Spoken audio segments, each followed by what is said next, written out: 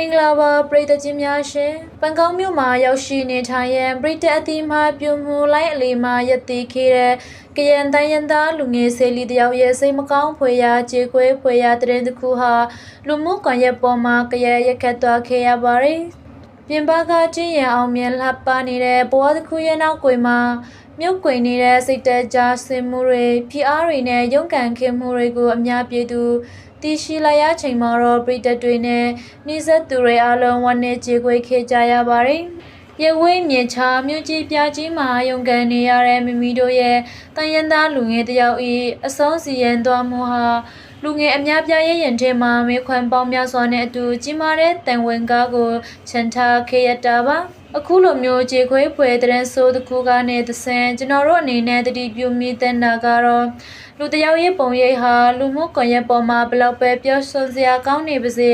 အတွန်းစိတ်ထဲမှာခံစားနေရတဲ့ဒေါကနဲ့ဖိအားတွေကိုတော့အပြန်လူတွေအနေနဲ့အလွယ်တကူမြင်နိုင်ဖို့ခက်ခဲလာပါတယ်ဆိုတာပါပဲ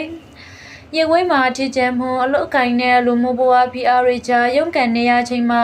စိတ်ကျန်းမာရေးဆိုင်ရာထိခိုက်မှုတွေဟာမထင်မှတ်ပဲကြီးမားတဲ့အန္တရာယ်ဖြစ်လာနိုင်ပါတယ်။ဒီဖြစ်စဉ်ဟာကျွန်တော်တို့လူမှုအတိုင်းဝိုင်းကိုတတိပေးလိုက်တဲ့တန်ခမ်းစာတစ်ခုလည်းဖြစ်ပါတယ်။မိမိတို့ရဲ့မိသားစုဝန်တွေတငယ်ချင်းတွေနဲ့နှိစက်သူတွေရင်ဆိုင်နေရတဲ့စိတ်ပိုင်းဆိုင်ရာရုန်းကန်မှုတွေကိုပုံမကျူဆိုင်စေတနာထားနှထောင်ပေးဖို့လိုအပ်နေပါပြီ။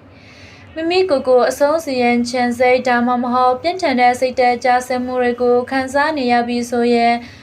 ဘယ်တော့မှတယောက်တည်းချိန်မိတ်မခံစားပါနဲ့စိတ်ထပေါက်ရှိသလိုခံစားရချိန်မှာယုံကြည်ရသူတွေ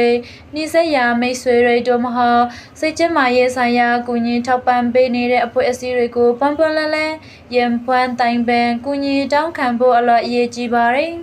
အတတချောင်းဟာအလွန်တန်ဖိုးရှိသလိုဘလို့ခက်ခဲတဲ့ပြဿနာမျိုးမဆိုကူညီဖြေရှင်းပေးနိုင်တဲ့လက်တွေ့ဖော်ရင်းနဲ့ထွက်ပေါက်တွေအမြဲတမ်းရှိနေပါတယ်။ကိုယ်လန်သူကရန်လူငယ်အတွက်ဝမ်းနဲ့ကြေကွဲရသလိုနောက်ထပ်ဒီလိုကြေကွဲပွေရဖြစ်ရဆိုတွင်